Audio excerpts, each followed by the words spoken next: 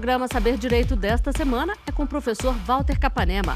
O curso é sobre direito eletrônico. Tem dúvidas sobre o assunto? Mande um e-mail para nós, saberdireito@stf.jus.br. Você também pode estudar pela internet. É só acessar o site www.tvjustiça.jus.br. Olá pessoal, tudo bem? Eu sou Walter Capanema, sou professor de Direito Eletrônico. Estamos aqui em mais um Saber Direito pela TV Justiça. O tema do nosso curso será o Marco Civil da Internet. Teremos 5 aulas sobre esse assunto. No primeiro tema, nós iremos falar sobre a introdução, princípios, fazer uma apresentação sobre o Marco Civil. Na segunda aula, vamos falar sobre os direitos e garantias que essa lei traz para a nossa vida. Na terceira aula, vamos falar sobre a neutralidade e a privacidade no ambiente digital. Na quarta aula, falaremos sobre a guarda de registro e na última e derradeira, falaremos sobre a responsabilidade civil na internet e a requisição de registros. Dito isso, vamos começar falando sobre o Marco Civil, essa chamada Constituição da Internet, essa lei tão importante para a nossa vida jurídica, porque tem a ver com a nossa vida digital. O Marco Civil ele surgiu de um projeto de lei que foi debatido amplamente no meio digital. Ele já nasceu digital, num site colaborativo que permitia às pessoas trazerem suas ideias, suas proposições. As melhores foram reduzidas a termos e apresentadas à Câmara dos Deputados, onde recebeu o número 2126 de 2011. Então, o Marco Civil, até como a sua própria ementa diz, ele estabelece, é uma lei que estabelece princípios, garantias e direitos para os usuários da internet no Brasil. E quando a lei surgiu no nosso país, quando surgiu esse debate sobre o Marco Civil no nosso país, a ideia era tratar tão somente desse assunto. Mas o que aconteceu é que, durante o trâmite do projeto de lei, diversos assuntos surgiram no mundo de muita relevância e que acabaram trazendo a influência para o Marco Civil. O primeiro deles é o famoso caso do Edward Snowden. Então, aquele famoso ex-funcionário da NSA, da agência americana, revelou ao mundo um esquema de espionagem gigantesco e fantasmagórico. O que aconteceu? O Marco Civil teve que se adequar a questões de privacidade que originalmente não estavam previstas, que seriam tratadas em um outro projeto de lei de dados pessoais. Mais adiante surgiu uma outra necessidade. Redes de troca de mensagens, de troca de fotos, começaram a divulgar fotos e vídeos de moças e casais em relações íntimas, em muitos casos com resultados dramáticos, com mortes, suicídios. E o Marco Civil passou a se adequar a uma situação chamada vingança pornô. Então, o Marco Civil hoje em dia trata de várias questões que refletem não só a vida do ponto de vista da internet, mas também do direito do consumidor, do direito civil e do processo civil.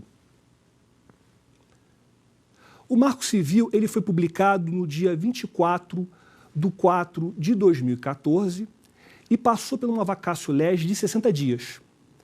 Ele entrou em vigor no dia 23/6/2014 e essa lei é dividida em 5 capítulos.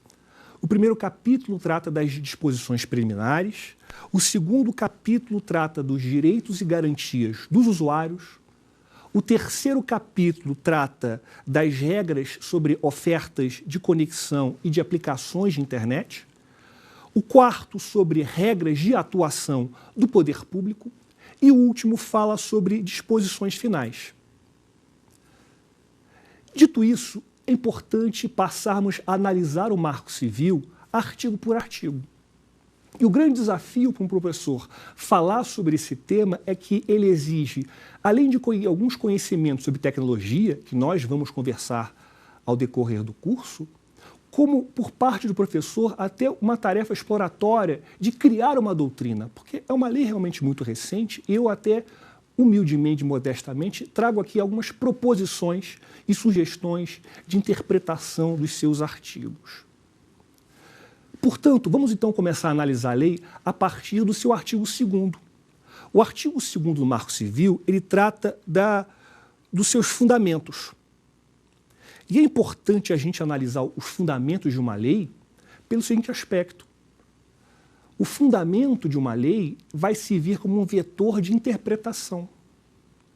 Quando surgir algum problema, se eu aplico ou não o Marco Civil, se esse artigo é não aplicável, eu vou sempre utilizar como um dos fatores de interpretação os fundamentos, os objetivos. Então, muitas vezes, essa parte que às vezes parece puramente declaratória, ou às vezes parece que é para enrolar, não. É uma parte fundamental para a análise da lei. Então, o que acontece? O artigo 2º do Marco Civil, que trata do fundamento, ele diz que o Marco Civil busca principalmente respeitar a liberdade de expressão. Por que a liberdade de expressão? Porque se nós estamos utilizando a internet diariamente para conversar, para mandar mensagem, nós estamos exercendo essa nossa liberdade de expressão, muitas vezes sem pensar, muitas vezes sem raciocinar.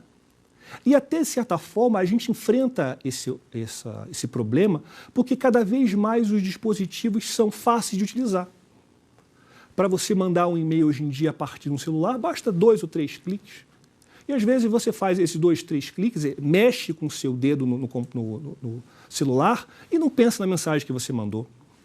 Mas voltando aqui ao artigo 2º, o fundamento do Marco Civil, eu quero analisar o inciso 1 do artigo 2º, que fala sobre o reconhecimento da escala mundial da internet.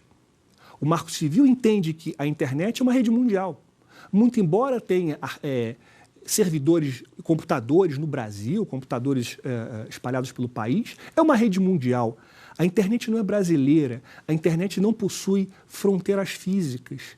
E até eu digo que um dos grandes objetivos da lei é aplicar o Marco Civil em situações como, por exemplo, em que você é um usuário brasileiro de um serviço de e-mail americano. Mas esse serviço de e-mail americano, ele hospeda os arquivos na Finlândia. Como é que você vai aplicar a lei aqui? Então, essas questões nós vamos discutir durante o curso. Então, a internet ela é mundial, a internet ela não tem fronteiras. A internet é praticamente ilimitada. O inciso 2º do artigo 2º diz, como outro fundamento, os direitos humanos.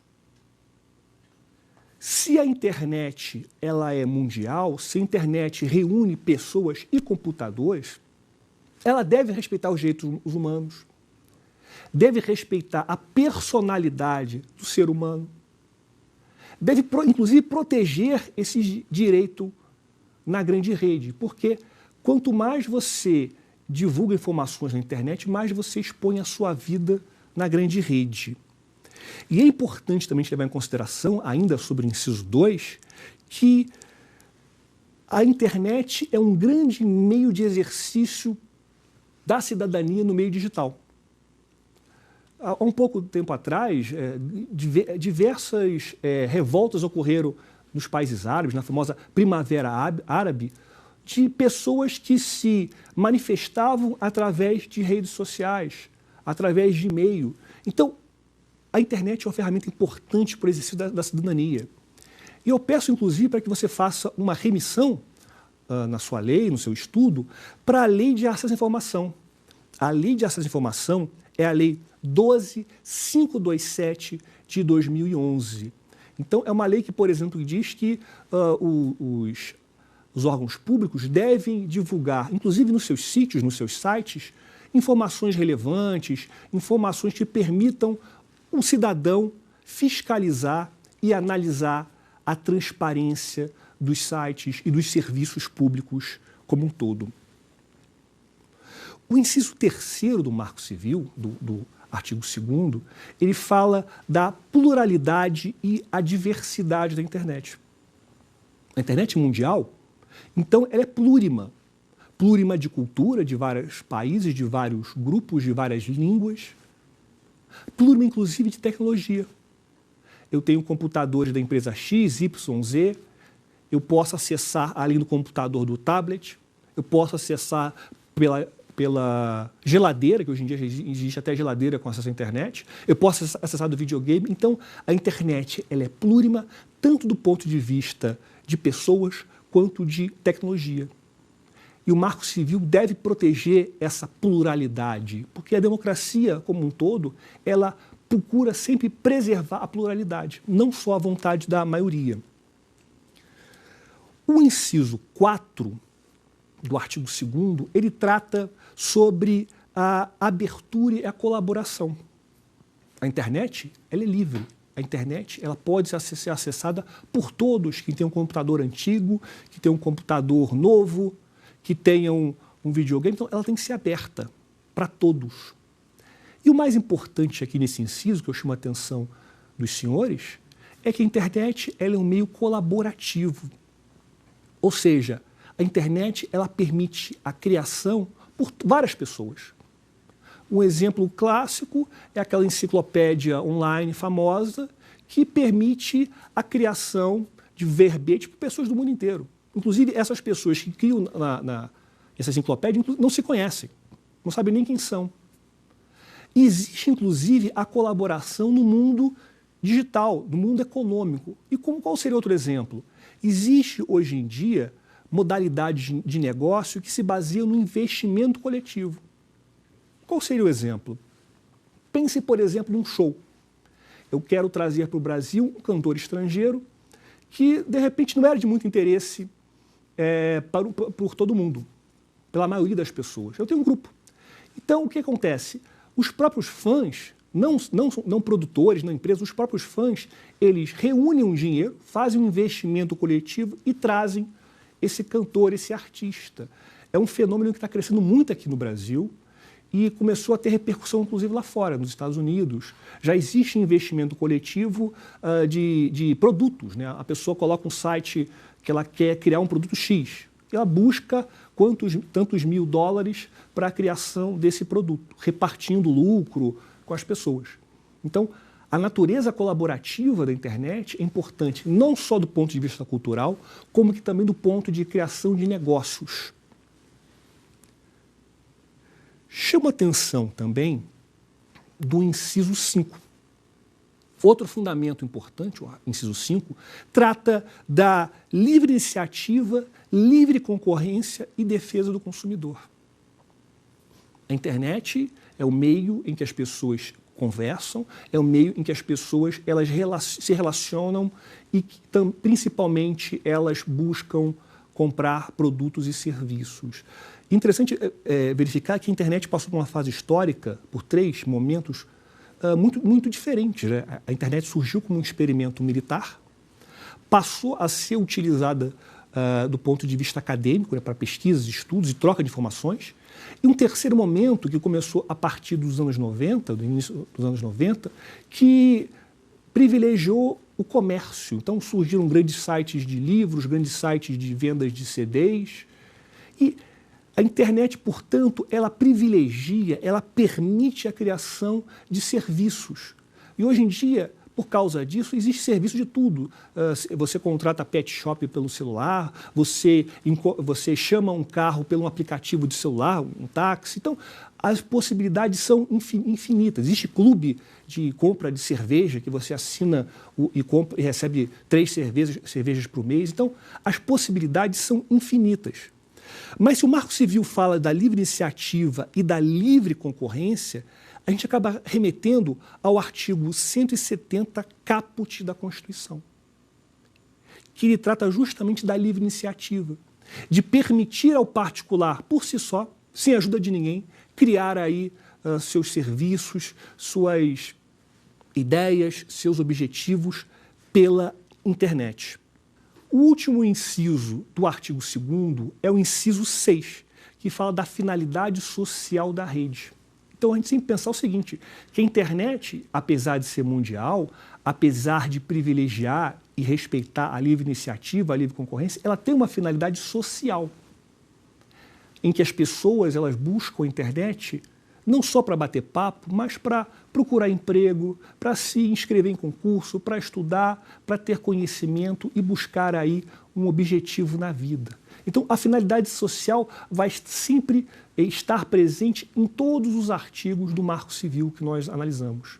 Dito isso, vamos então analisar uma pergunta trazida pelo público. O que é Marco Civil?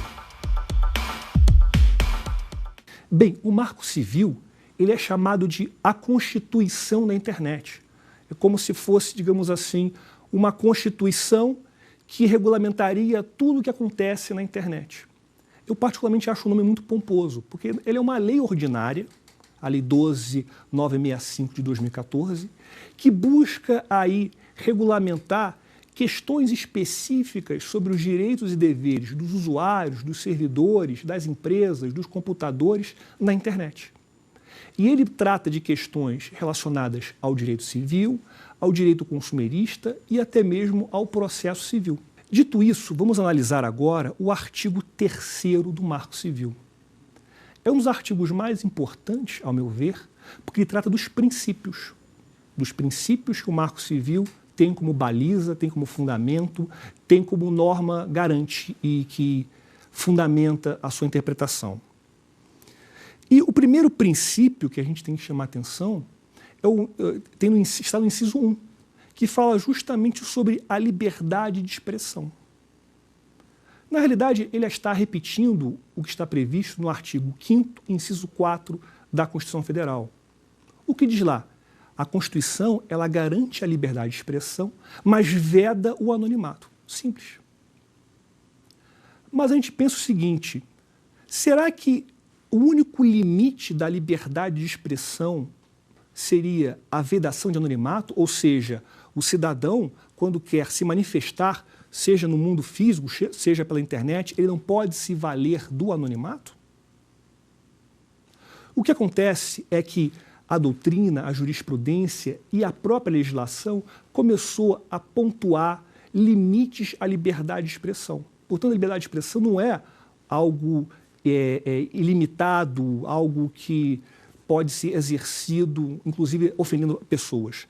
A jurisprudência, por exemplo, o Supremo Tribunal Federal, ela nega que esteja inserido na liberdade de expressão os discursos de ódio. Então, infelizmente, é muito comum aqueles sites eu odeio negros, né? Eu odeio isso, eu odeio aquilo, morte aos judeus. O STF, inclusive, ele entende que não faz parte da liberdade de expressão as manifestações de antissemitismo. Inclusive, nós temos uma lei sobre esse tema, que é a Lei 7716 de 89, que ela define os crimes resultantes de preconceito de raça e de cor. Então, o que acontece? É preciso que o cidadão tenha muito cuidado como e quando ele vai exercer esse seu poder, a sua garantia de expressão na internet. Porque ele pode cometer um crime, ele pode cometer um ato que seja passível de uma responsabilidade civil, pode até perder o emprego. Já tivemos caso no Brasil de que uma pessoa, utilizando um perfil de uma rede social relativo à profissão, ela trouxe uma ofensa e, com isso, ele foi demitido com justa causa.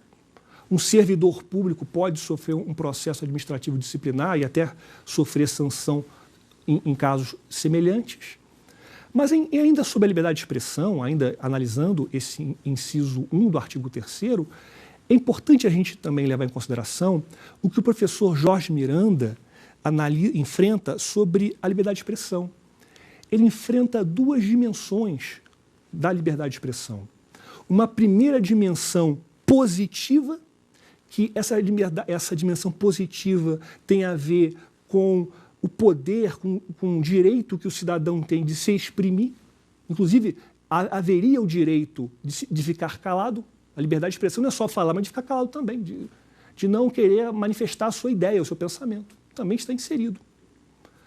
E eu tenho também um aspecto negativo da liberdade de expressão, que é o direito, por parte do cidadão, de não ser tolhido na sua liberdade de expressão por interferência do Estado. E existe uma previsão constitucional específica sobre isso? Existe. A nossa Constituição, por exemplo, veda a censura. A legislação eleitoral veda a censura. E o que seria a censura?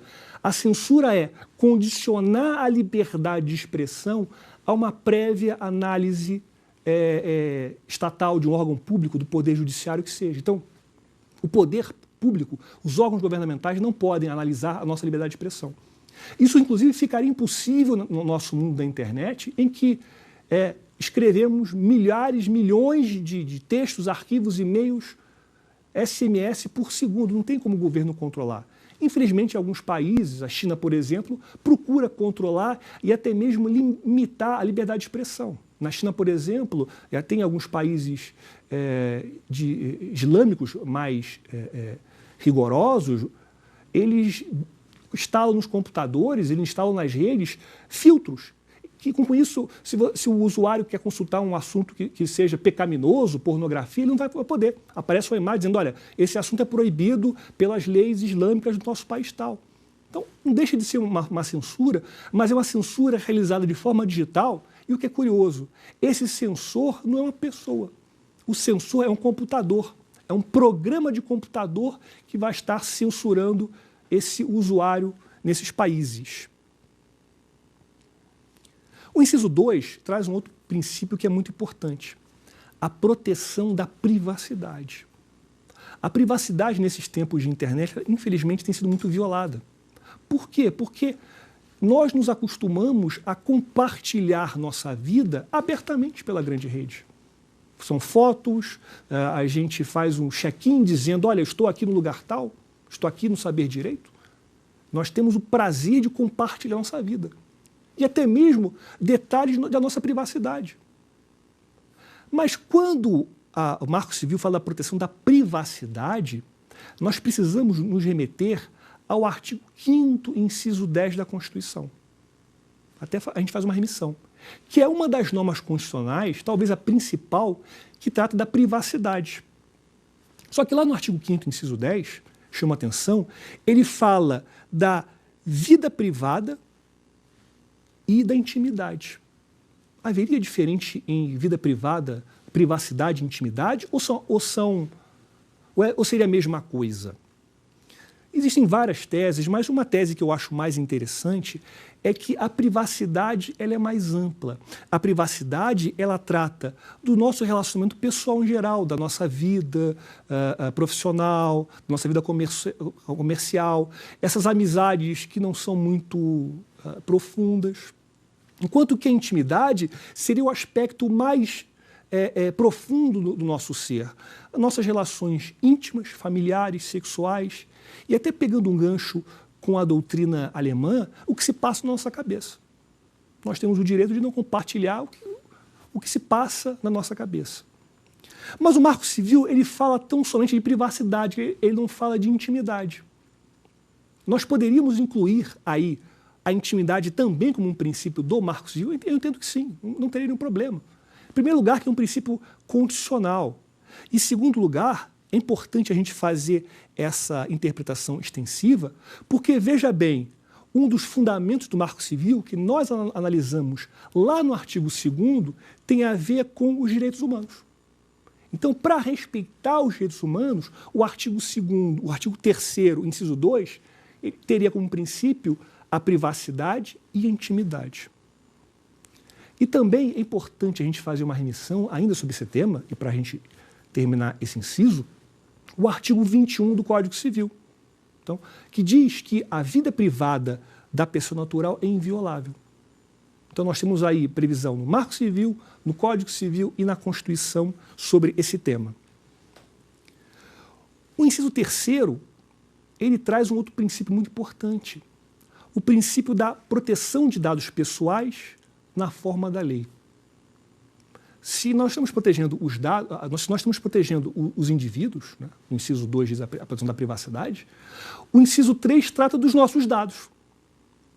Porque, veja bem, quando você posta uma foto numa rede social, quando você manda um e-mail, quando você coloca um vídeo num desses sites de vídeo, por incrível que pareça, o vídeo é seu, não é do site. Porque tem a ver com a sua vida. Inclusive, os sites dizem o seguinte, até normas contratuais que eu entendo até abusivas, que o vídeo passa a ser deles. Não, o vídeo é seu. Você postou uma informação na rede social, uma foto, ou conversou com uma pessoa, o conteúdo da conversa é seu. A foto é sua. Mas a gente não tem aqui no Marco Civil um conceito de que seria dado pessoal. Dado pessoal, na realidade, eu gostaria de fazer uma analogia com a própria lei de acesso à informação. Eu faria analogia, portanto, com o artigo 4º, inciso 4 da Lei 12.527 de 2001, que diz que informações pessoais são aquelas relacionadas à pessoa natural identificada ou identificável. Portanto, dado pessoal, resumindo, seria toda aquela informação que tem a ver, que permite identificar o indivíduo. A gente poderia pegar, assim, por exemplo, o seu nome, seu endereço, seu telefone, onde você trabalha, onde você mora, o seu e-mail, os seus contatos em redes sociais. Mas há uma questão muito interessante que a doutrina espanhola traz. Uma questão que tem a ver também com a privacidade, que é a chamada teoria do mosaico. A teoria do mosaico diz o seguinte: assim como o mosaico é uma figura criada a partir de pequenos pontos, muitas vezes na internet, pequenas informações sobre sua vida que são aparentemente irrelevantes, o nome do seu cachorro, um colégio que você estudou, um remédio que você tomou. Essas informações, se reunidas em conjunto, essas informações individualmente irrelevantes, se unidas, permitiriam formar um mosaico da sua personalidade. Permitiria, portanto, aí chegar e descobrir quem você é. Então, o que acontece é que a gente também na internet compartilha e divide informações que são aparentemente irrelevantes e que muitas vezes comprometem a nossa segurança. Até fazendo aqui um gancho com a questão da segurança da informação. Muitas vezes você coloca uma senha no site, esquece. E o site ele cria um sistema para você lembrar da senha. Ele coloca aí uma palavra, uma frase secreta que só você vai saber, uma pergunta secreta. Por exemplo, qual é o nome do seu cachorro? Qual é o seu colega, qual é o colégio que você estudou na infância? E aparentemente essas informações só você podia saber. Mas o que acontece? Eu vou na sua rede social e vejo que você faz parte da página do colégio tal. Você tem uma foto com o seu cachorro. Então, eu posso ter acesso a essas informações que são aparentemente irrelevantes, mas que permitiriam aí causar um estrago na sua vida. Portanto, os dados pessoais, mesmo aqueles que não digam respeito à identidade propriamente dita da pessoa, mas que são irrelevantes, também são, eu entendo que são pessoais e também mereceriam uma proteção pelo Marco Civil. O inciso 4 traz outro princípio que é quase como um sagrado, o princípio da neutralidade. A neutralidade, inclusive, vai ser o tema da nossa terceira aula. Mas já para a gente fazer aqui uma prévia, a neutralidade seria a aplicação do princípio da igualdade, da isonomia no mundo digital. Se na Constituição nós temos o princípio da isonomia, da igualdade, que garante a proteção do tratamento equânime das pessoas, havendo aí, obviamente, as exceções constitucionais, a neutralidade é o tratamento isonômico das informações pela internet. Obviamente, também o Marco Civil traz exceções à neutralidade, que nós vamos analisar na terceira aula e que dizem respeito ao artigo 9º da lei. O inciso 5 traz um outro fundamento importantíssimo. Ele traz aqui para a gente um princípio da preservação da estabilidade, segurança e funcionalidade da rede. Se a internet é uma rede que nós exercemos a nossa cidadania, se é uma rede que tem finalidade social, ela deve ser estável, ela deve ser segura, ela não pode ficar caindo toda hora, porque infelizmente a nossa realidade brasileira ainda não é totalmente maravilhosa em relação à internet. E obviamente, isso é preciso que se adote, para manter essa estabilidade, medidas técnicas, medidas que são compatíveis com padrões internacionais. Porque existem padrões tecnológicos internacionais de garantia da estabilidade, de garantia de segurança. e deveria ser respeitado no Brasil. Mas vem uma pergunta. Se o Marco Civil estabelece como um princípio essa garantia de estabilidade e que o Brasil, melhor dizendo, que os servidores e os sistemas devem se adequar a essas medidas técnicas, quem é que vai fiscalizar a adoção dessas medidas? A lei aqui é excelente. Seria o Ministério da Justiça, seria o Ministério da Justiça, ou a Anatel? Eu entendo que seria a Anatel, porque a Anatel é uma agência reguladora que cuida das telecomunicações e eu incluiria aí a internet. Dito isso, vamos passar então à segunda pergunta do nosso público. O que é liberdade de expressão e quais são seus limites? A liberdade de expressão ela está prevista constitucionalmente no seu artigo 5º, inciso 4. Ou seja, é a liberdade que o indivíduo tem de falar, de se expressar, sem ser perturbado pelo Estado ou por algum órgão público e sem sofrer censura prévia de órgãos públicos. E essa censura não pode ser nem física nem digital. Quais seriam os limites da liberdade de expressão? O artigo 5º, inciso 4, ele traz aí para a gente o anonimato. Eu não posso me manifestar anonimamente. Toda manifestação tem que identificar o usuário. Mas vamos pensar na internet. Você vai se identificar pela internet para ter validade essa manifestação e para não ser anônima pelo seu nome ou pelo seu nickname. Porque muitas vezes você tem um apelido, você está numa rede social, você está num chat, e lá você não é o Jorge, lá você é o Guerreiro 25 do Brasil. Se você se manifestou como Guerreiro 25 do Brasil, estaria violando a liberdade de expressão porque é uma manifestação anônima? Eu entendo que não. Porque aqui, embora você não esteja com seu nome próprio, você está exercendo a sua liberdade de expressão de uma maneira identificável. E ainda sobre os limites da liberdade de expressão, eu chamaria a atenção aí, além do anonimato, que é vedado pela Constituição expressamente, a manifestação de conteúdo antissemita, conteúdo de ódio, incentivo a homicídio, incentivo à prática de crime, apologia a crime, são comportamentos que são vedados pela Constituição e pelas leis ordinárias.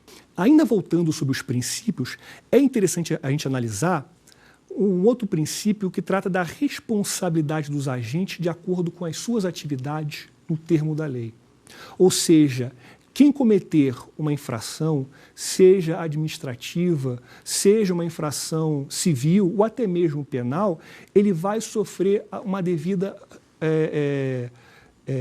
uma devida penalização. Agora, uma questão interessante. O Marco Civil não trata de questões penais, tudo bem. Mas poderia uma empresa praticar um crime eletrônico? Poderia uma empresa, um provedor, um agente de internet praticar um crime? Eu entendo que não. Por quê?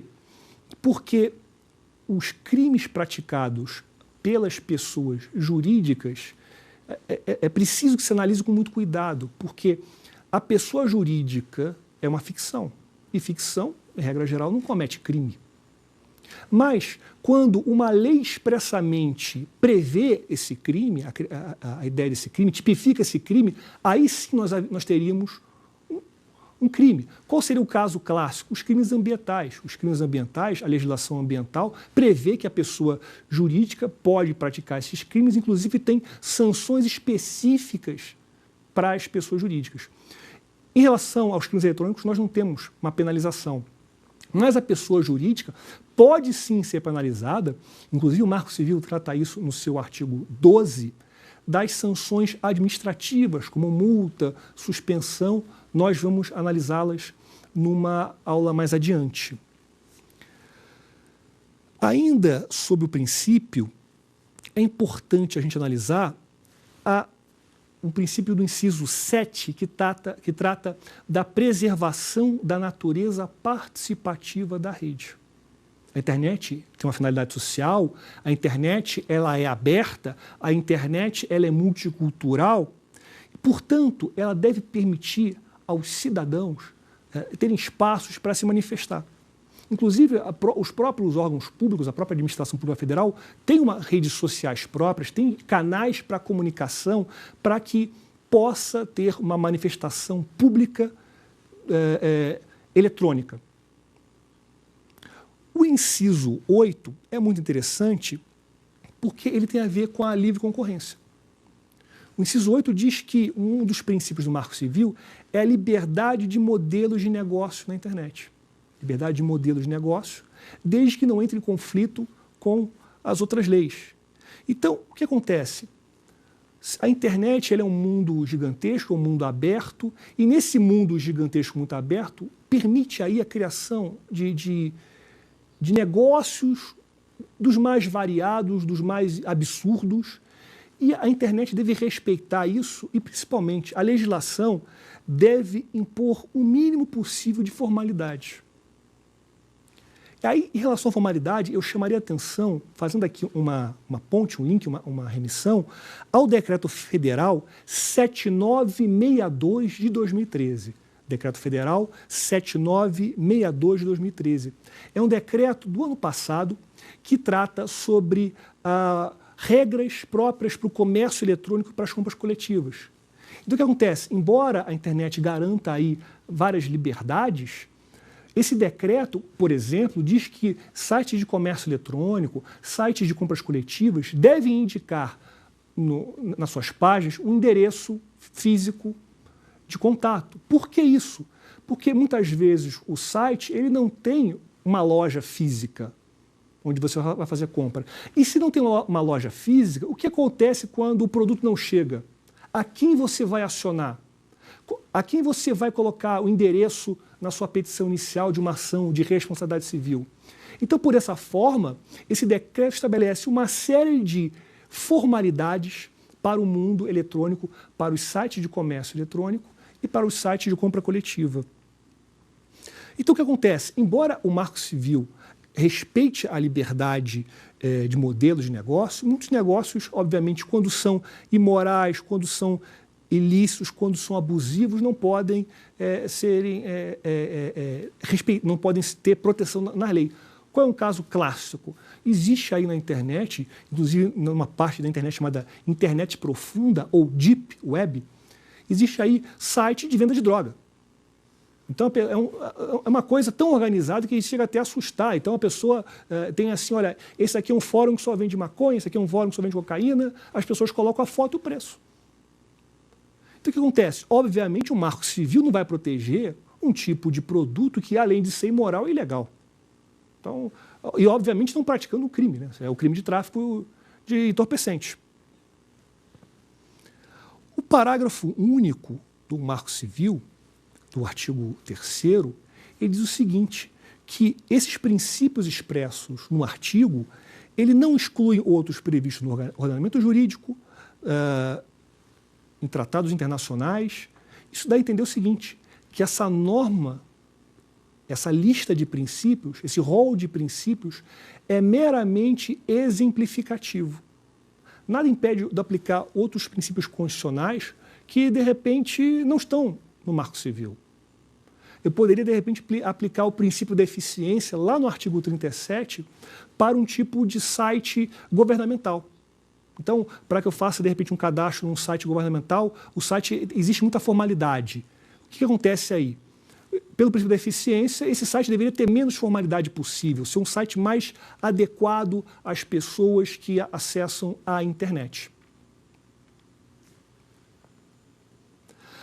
Passamos aí, portanto, a analisar o artigo 4º do Marco Civil, que trata do objetivo.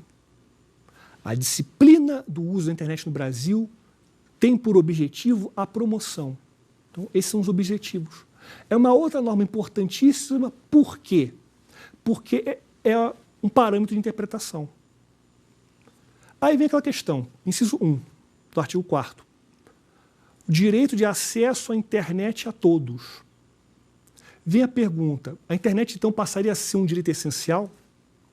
A internet então, por ser um direito de acesso a todos, ela poderia ser oponível contra o Estado?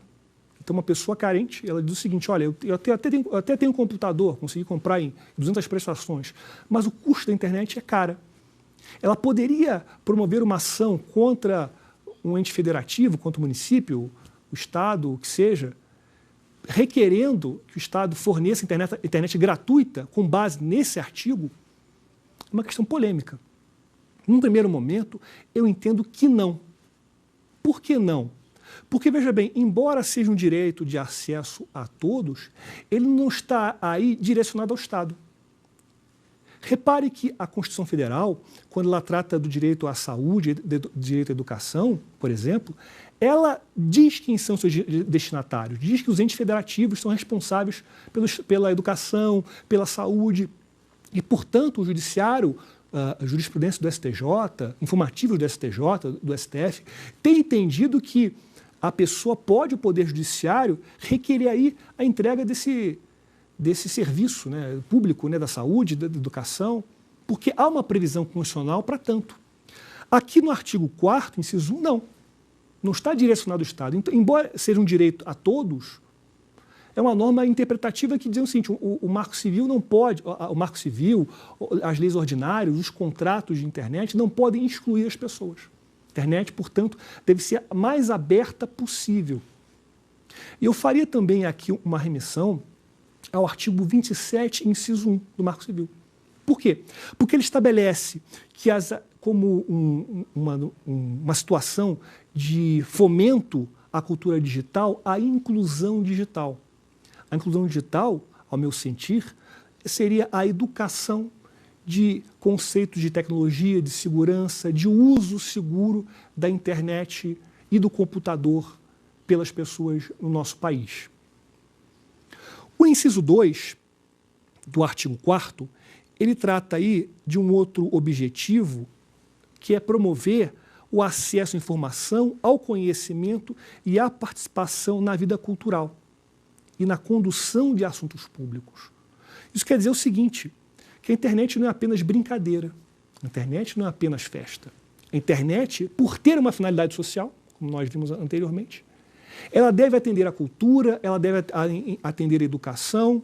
Inclusive o próprio Estado, a Administração Pública Federal, por exemplo, tem vários estados, tem vários sites que fornecem conteúdo de livros que já caíram em domínio público, aulas, cursos. Então, a internet deve ter esse caráter. Além do mais, a internet deve ser, como nós falamos também, deve conceder à população um espaço para manifestação pública. O curioso é que o próprio Marco Civil surgiu, como nós falamos, de uma manifestação pública. Um site determinado colocou regras principais, as pessoas participavam da vida social. O Senado, por exemplo, tem um canal fantástico, o Senado Federal, um canal fantástico que permite a participação do público em com perguntas, em audiências públicas. Ou seja, a gente, aos poucos, já está, antes do Marco Civil, já estava se adequando a essa ideia de participação coletiva. O inciso 3º, ele trata aí de um outro objetivo, de que a internet, o Marco Civil deve buscar trazer ao público, trazer ao mundo, ao nosso país, a inovação, novas tecnologias, novos modelos de acesso. Porque, na realidade, é o seguinte, a tecnologia é algo dinâmico, o que era moda 2 anos atrás já não vale, o computador, que era a última tecnologia há 2 anos, já é atrasado. Então, a cada mês tem uma novidade. Um exemplo clássico é do nosso computador. Quer dizer, se você deixar o computador desligado uma semana e você liga, tem que atualizar um monte de coisa, um monte de programa ficou desatualizado. Então, a internet, ela precisa desse mundo de inovação, porque são milhares, milhões de pessoas criando programas, milhares de empresas competindo entre si. Então, é essa efervescência que precisa ser respeitada e garantida e protegida. O inciso 4, ele trata de um outro objetivo importante, que é a adesão a padrões tecnológicos abertos. O que seria isso?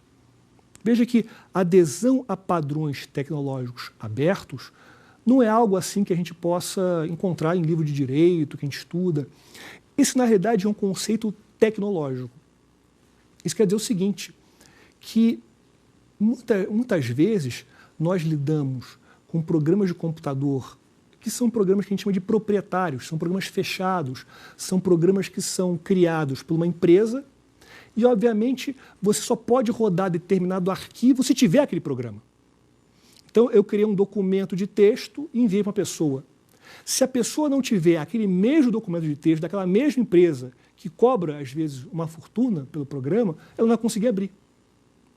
O padrão aberto seria justamente o contrário. O padrão aberto ele seria uma democracia no mundo digital. O padrão aberto é um padrão que permite ser, além de ser utilizado por vários outros programas de computador, o principal, esse padrão ele pode ser manipulado por várias empresas. Veja que quando você tem um programa proprietário de uma empresa comercial, eu não posso alterar aquele programa. Até muitas vezes poderia ser até um crime na legislação de software, além de ser um desrespeito a uma norma contratual. Então, o que acontece? Do ponto de vista desse artigo, o que a gente leva em consideração é o seguinte: o padrão aberto é aquele padrão que pode ser manipulado. Então, eu recebo um arquivo de um padrão aberto, um programa de padrão aberto, e tenho conhecimento técnico suficiente. O que acontece? Eu olhei o conteúdo, o código-fonte, ou seja, a receita do bolo do programa, e pensei o seguinte: olha, esse programa não está bom aqui, eu vou modificar. Quando eu modifico, eu estou aí, de certa forma, até garantindo para a internet um caráter inovador, melhorando esses programas. E até, normalmente, os programas abertos, os padrões tecnológicos abertos, são gratuitos e, portanto, acessíveis a todos. Dito isso, vamos então passar à nossa terceira pergunta. Qual a importância do número IP para o direito? Essa é uma pergunta muito boa, porque para a gente entender o que é IP, a gente precisa entender como é que funciona a internet. A gente liga a internet, a gente liga o computador, ou a gente acessa o celular e está na internet. Não tem mais nada. Na realidade, há um verdadeiro milagre invisível por trás de tudo isso. É milagre mesmo, porque são inovações aí que já foram pensadas desde os anos 50, dos anos 60, quando se pensava numa rede galáctica. Então, o que acontece? Quando você se conecta à internet por meio do seu provedor, o que acontece? Esse provedor vai lhe dar o chamado número IP. Esse número IP é como se fosse o seu endereço telefônico. Quando você está na internet, número IP, você é localizado pelos sites através do número IP. É como se você tivesse um carro e fosse a placa do carro. É o que identifica o computador, não identifica o usuário, identifica o computador. Então, o que acontece? Quando você visita um determinado site, quando você posta uma mensagem, esse site, ele olha o seu número IP e anota. Então, eu vou dar um exemplo. Você foi numa rede social e botou assim, e criou um perfil falso, ofendendo uma pessoa. Quando você fez isso, você acabou deixando no seu site o seu número IP. Com isso, o que acontece? Obtendo uma ordem judicial, eu posso descobrir o número IP e rastrear até você. Por que eu posso rastrear o número IP? Porque o número IP, na realidade, quando você se conecta na internet, o seu provedor ele tem um documento chamado registro de conexão. Esse documento ele analisa, portanto, ele, digamos assim, arquiva que você teve esse número IP. Dito isso, vamos enfrentar o artigo 5º do Marco Civil. Esse artigo 5º, grande parte dele, eu já adiantei os conceitos na pergunta anterior, na terceira pergunta. Então, veja bem, o número IP, portanto, ele é importante porque identifica o usuário. Quando o usuário, portanto, se conecta na internet, o provedor de internet ele tem aí um chamado registro de conexão, que é um documento em que ele anota o momento em que você teve esse número IP, porque o número IP é dinâmico, ele varia cada vez que você entra na internet. Ele coloca a hora que você entrou com IP, a hora que saiu e quem foi que fez isso. Então, ele está sempre anotando isso. É o chamado registro de conexão. Existe um outro registro também previsto no artigo 5º, chamado registro de acesso à aplicação, que é o registro que acontece quando você acessa um site. Então, todos os serviços e todas as funcionalidades que você acessa pela internet vão estar anotadas nesse registro de acesso à aplicação. Seus sites, serviços, conteúdos. Então, o que acontece? Ele é um registro mais minucioso do que o registro de conexão. Um outro conceito que é importante do Marco Civil é de terminal. O Marco Civil utiliza a expressão terminal não só para computador, porque você não conecta na internet só do computador. Você conecta, por exemplo, a partir de smartphone, de tablet, de geladeira, de videogame. Então, terminal é tudo que pode ser conectado a partir do computador. E um último conceito que é interessante, que é um conceito tecnológico aparentemente complexo quando você lê o artigo, é o conceito previsto no artigo 3º, no artigo 5º, inciso 4, que trata da figura do administrador de sistema autônomo. Ou seja, a internet ela não é uma rede, a internet é uma reunião de várias redes no mundo. Quando você tem acesso à internet de uma empresa, você integra a rede da empresa. Quando você acessa a internet a partir de um provedor X, você integra a rede do provedor X. Então, o administrador de sistema autônomo são os administradores de grandes redes. Incluiriam, portanto, nesse conceito as universidades, as grandes empresas e os provedores de internet. Esse conceito é importante porque a gente vai rememorar quando for analisar a guarda de registro de conexão. E só para terminar, eu passo aqui ao último artigo, que é o artigo 6º, que fala que na interpretação da lei eu vou levar em consideração vou levar em consideração os fundamentos, os princípios e principalmente os usos e costumes da internet. E veja bem, essa questão dos usos e costumes da internet é muito importante porque a internet, por ser viva, por ser social e sociável, colaborativa, tem vários costumes. Por exemplo, existe a chamada netiqueta, que é a etiqueta da internet, que infelizmente não é muito respeitada. Por exemplo, se você escreve com letras maiúsculas, seria o equivalente a estar gritando e, dependendo do contexto, poderia ser desrespeitoso. Dito isso, nós encerramos aqui a nossa primeira aula. Aguardo vocês na próxima aula, na segunda, em que vamos analisar os direitos e garantias da internet. Muito obrigado. Tem dúvida sobre o assunto? Mande um e-mail para nós, saberdireito@stf.jus.br. Você também pode estudar pela internet. É só acessar o site www.tvjustiça.jus.br.